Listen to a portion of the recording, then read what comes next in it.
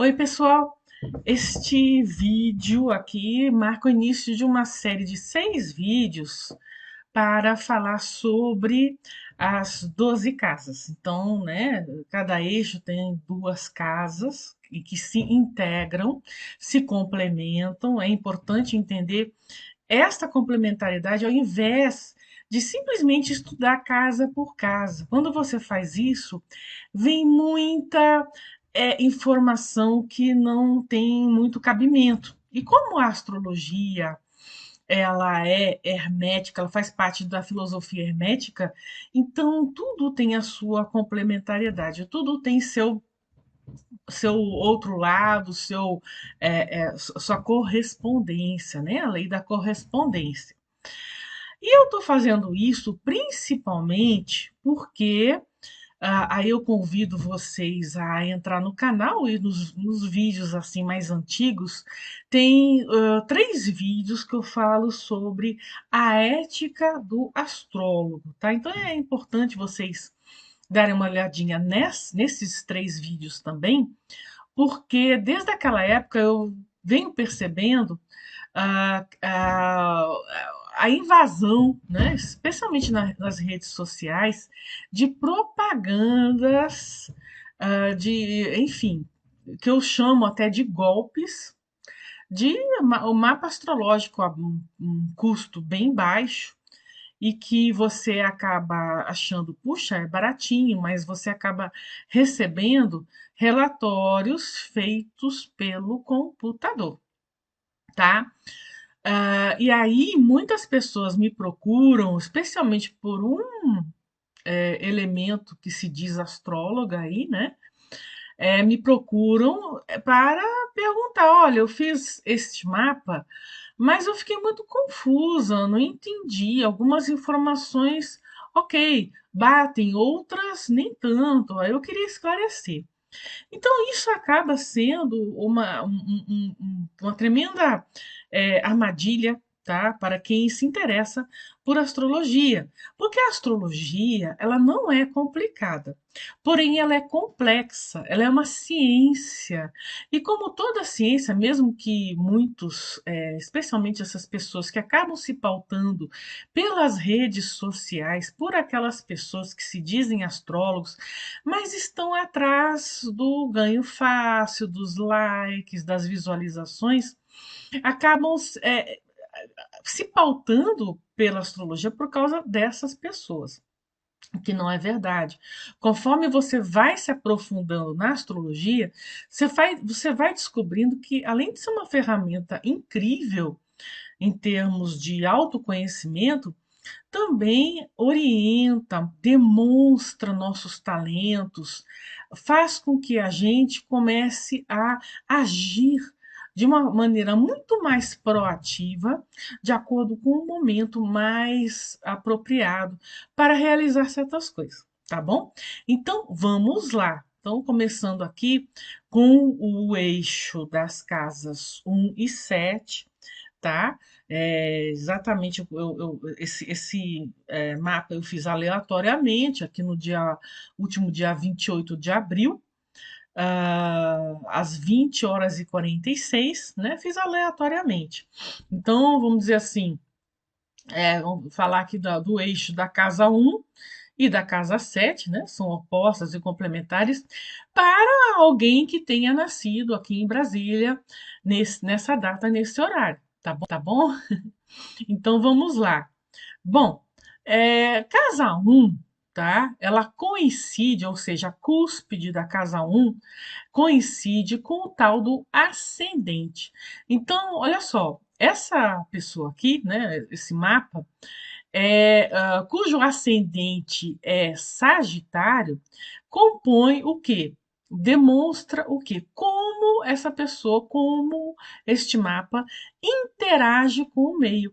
Porque o ascendente, ou a cúspide da casa 1, é justamente o nosso portal de entrada e saída na relação que a gente tem com o meio ambiente, na relação que nós temos com aquele contato imediato com as pessoas, com as situações e circunstâncias que se apresentam para nós. Então, quando você tem um ascendente sagitário, esse contato tem essa energia sagitariana do otimismo, do humor expansivo, daquela fé, da autoconfiança que às vezes pode ser até exagerada, uma visão de mundo sem limites, sempre buscando novas fronteiras. Tá? No entanto, olha só que coisa importante, né? Então, a gente fala que eu fiz esse mapa aleatoriamente, mas nada é mera coincidência. Aliás, na minha filosofia de vida, eu percebo que não existe coincidência, principalmente quanto mais a gente estuda astrologia, nós percebemos a cada minuto a sincronicidade junguiana, ou seja, o mero acaso não existe, só existe para aquelas pessoas que não estão conectadas. Então, por que eu estou dizendo isso? Porque justamente nesse momento a Lua estava transitando por Capricórnio. Ora, mas também compõe aqui, né, a casa um desse mapa, ou seja, quando você fala, olha como é importante, quando você diz, meu ascendente é Sagitário, e você não percebe a Lua em Capricórnio na casa um que compõe essa interação com o meio, esse contato, essa persona, essa máscara, você não, você está olhando o seu ascendente, você está olhando essa casa um de uma forma muito superficial. E o buraco é mais embaixo. As questões astrológicas são mais complexas. Então, toda pessoa que geralmente tem a Lua na primeira casa é uma pessoa muito sensível. Ela está com a Lua ali, né? Então, ela tem o fator emocional exposto na primeira casa, num contato com medo, né, desculpa, embaralhei aqui, no contato com o meio, né? Ou seja, a pessoa que tem a Lua em Capricórnio também, especialmente na casa um, ela acaba, aí sim, sentindo exponencialmente, dizendo, né, um medo de se expor.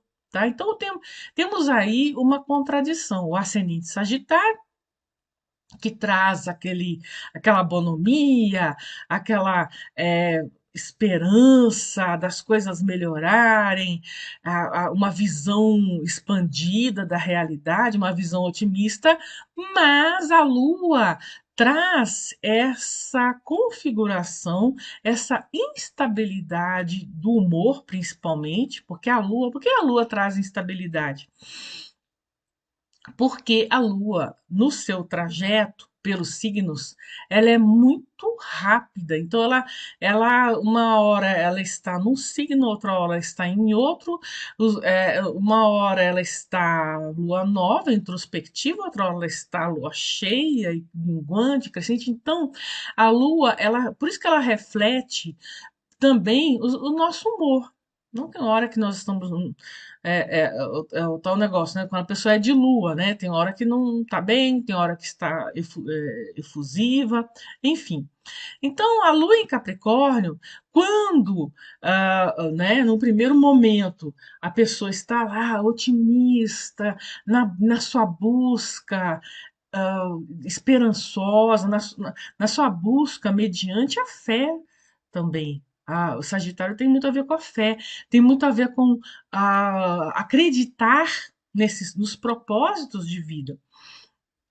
E aí a Lua, frente a qualquer contradição, frente a qualquer ferida que essa pessoa sente, ou sofre nessa busca sagitariana, o que acontece? A Lua em Capricórnio ela acaba assimilando isso como algo negativo, como algo que traz medo, como algo que automaticamente a pessoa acaba se fechando e se voltando principalmente para as questões materiais, o acúmulo de bens, ou depositar toda a sua necessidade, ou busca, ou vontade nas questões materiais, na busca pelo poder, seja lá o que essa lua, esse Capricórnio aí, né?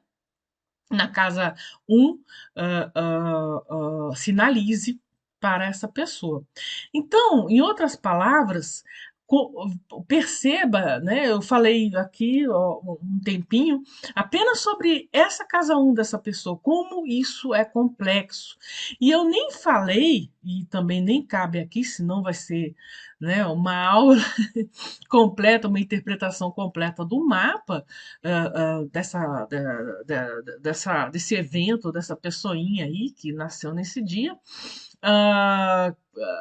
Né, existem outros fatores, existe quando a gente olha para o ascendente, a linha do ascendente, o regente do ascendente também é importante para compor a casa um e o regente de Sagitário, a gente sabe que é Júpiter, e Júpiter está aqui na casa 6 em Touro, fazendo conjunção com Urano, e isso também compõe a, o ascendente de Sagitário. E aí a gente pensa assim, interessante, Júpiter em Touro e a Lua em Capricórnio. Então esse Júpiter em Touro acaba harmonizando, às vezes, essa sensibilidade, facilita na busca através do trabalho por bens, por a segurança material. Então, olhe só, né? Eu estou falando só da pontinha do iceberg. Então, olha como é importante, como é importante a gente interpretar um mapa astrológico com uma propriedade, com uma sabedoria, com um conhecimento mais aprofundado, para não sair dizendo, o mapa astrológico, a astrologia é bobagem, é pseudociência mesmo. Não, não é. Então, cuidado com as armadilhas. Às vezes o barato sai caro, porque muita gente faz o mapa, acha interessante, mas não entendi nada. Então aí vai procurar alguém mais especializado. O contato humano também é importante, mesmo que seja online, mas receber relatórios, esses relatórios, gente, são feitos a partir de bancos de dados, tá? Legal, então a pessoa se apresenta com esse ascendente Sagitário, com a Lua em Capricórnio na casa um ainda também, tá? Os aspectos físicos também são relevantes aqui na casa um, no ascendente. Geralmente, a pessoa com ascendente Sagitário ela é mais fortinha, geralmente, tá, gente? A gente tem que lembrar aqui que, por exemplo, nesse caso aqui com a Lua em Capricórnio, muitas vezes a alimentação que tem a ver com a Lua não é muito fácil. Às vezes a pessoa tem problemas de alimentação, especialmente a própria sensibilidade, a vulnerabilidade emocional pode trazer também essa dificuldade de assimilação alimentar. Mas geralmente o ascendente Sagitário, a pessoa se mostra assim com aquele com aquele jeito assim mais bonachão, sempre sorrindo, sempre, né, um pouquinho mais avantajada, às vezes a massa corporal é maior, né? Aquele temperamento fleumático. E aí a casa 7, que é o oposto complementar, que é a casa 7, que é a casa basicamente do outro ou dos relacionamentos. Então, quando eu me apresento com o meu eu aqui na casa um ascendente, eu vou acabar atraindo, tá? Aquela atração primária, tá? Não é porque meu ascendente é Sagitário, então automaticamente eu vou atrair pessoas do signo de Gêmeos, que é o oposto complementar. Isso é um erro também muito comum de achar que, principalmente o signo solar, porque às vezes a pessoa nem sabe do seu ascendente, mas fala assim: eu sou touro, então eu atraio escorpião, que é o meu oposto. Gente, de novo, né? Aquele jeito assim muito superficial, banal, para entender como é a tal da sinastria. E a sinastria, ela nem é, né, a, a- relativa à casa um à casa 7. A casa um e a casa 7 podem estar em contato, os seus respectivos regentes podem ter a ver com a sinastria, mas nem sempre é assim. Por isso que eu estou querendo mostrar essa complexidade. Então, essa questão de atrair, como, né, essa pessoa que ela se demonstra, veja bem, é uma persona, é uma máscara, se demonstra sagitariana.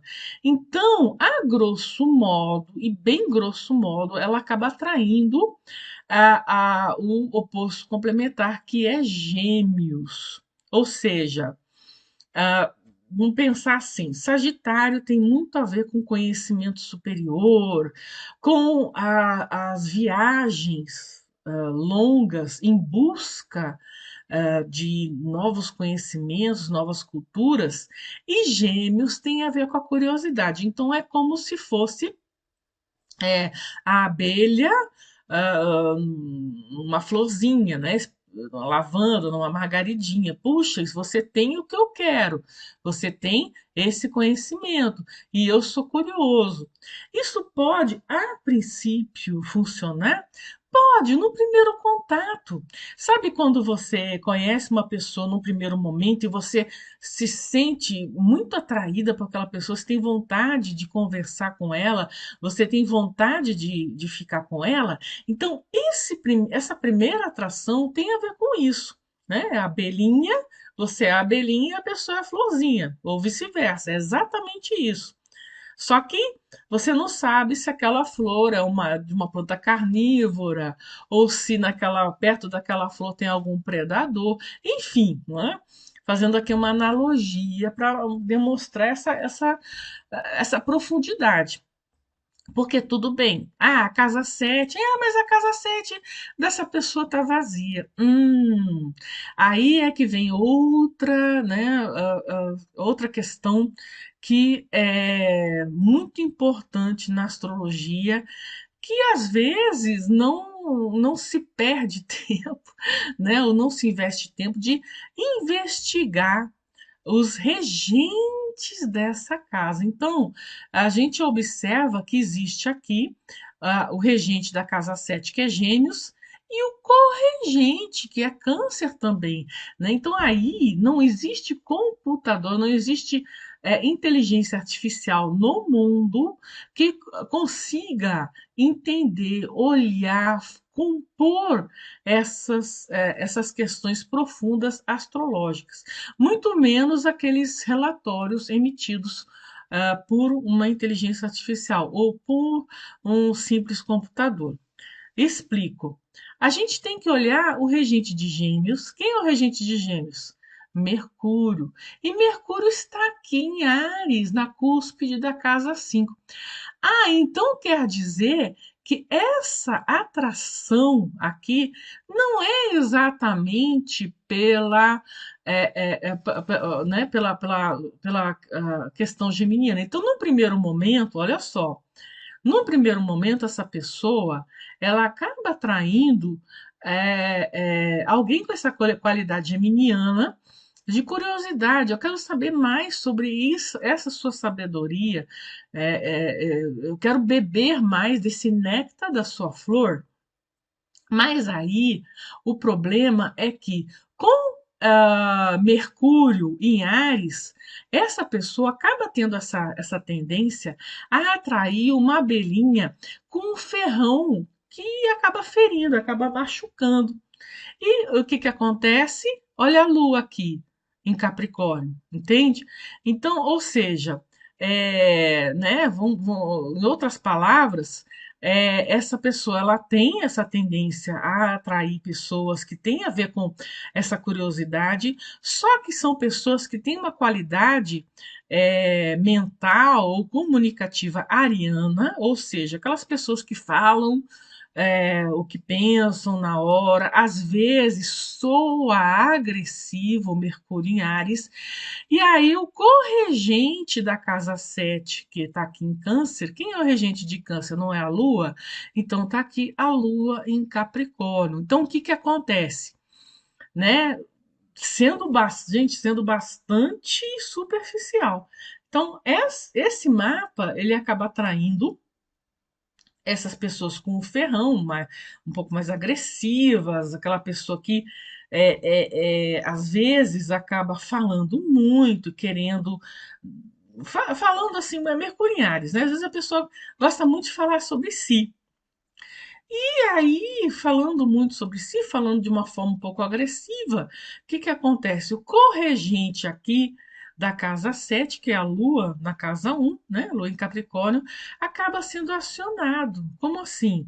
Poxa, essa pessoa está me desgastando, essa pessoa fala muito alto, essa pessoa é agressiva, então eu sou sensível, minha Lua em Capricórnio não consegue processar emoções que me ferem, emoções que me tiram desse meu objetivo de construir algo, de buscar algo no mundo material, que é a minha válvula de escape também, afinal de contas eu sou sensível, eu não consigo lidar com essas instabilidades que vêm do outro, que vêm do meio, então isso acaba me trazendo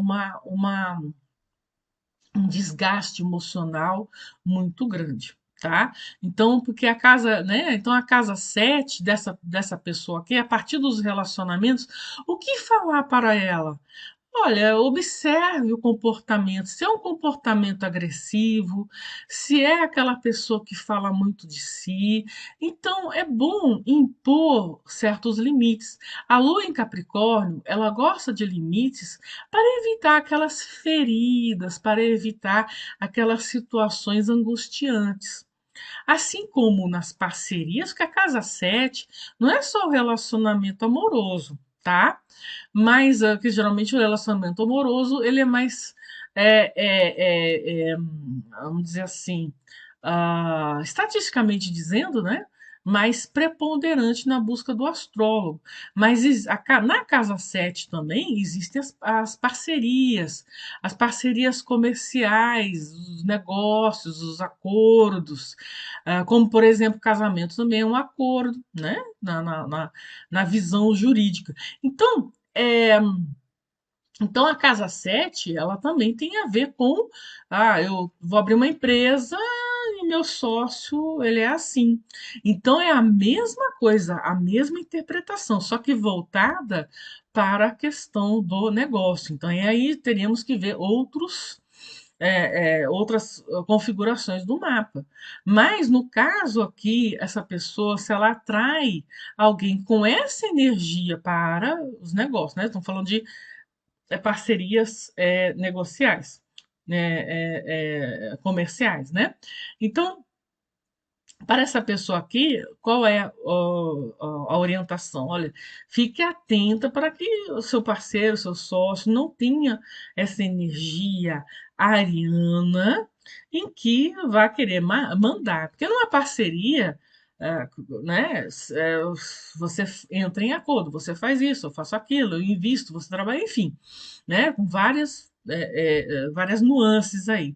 Então, aí, para essa pessoa, olha, fique atento. Se você quer realmente um parceiro que assuma as atividades, a liderança, então dê vazão a essa energia ariana, que é o regente da casa 7, né? Mercúrio, que além de ser competitivo, que além de ter uma, né, essa agressividade, pode ser vista como agressividade, mas também pode ser vista como uma liderança muito criativa. Então aí tem que conversar. Como é esse negócio?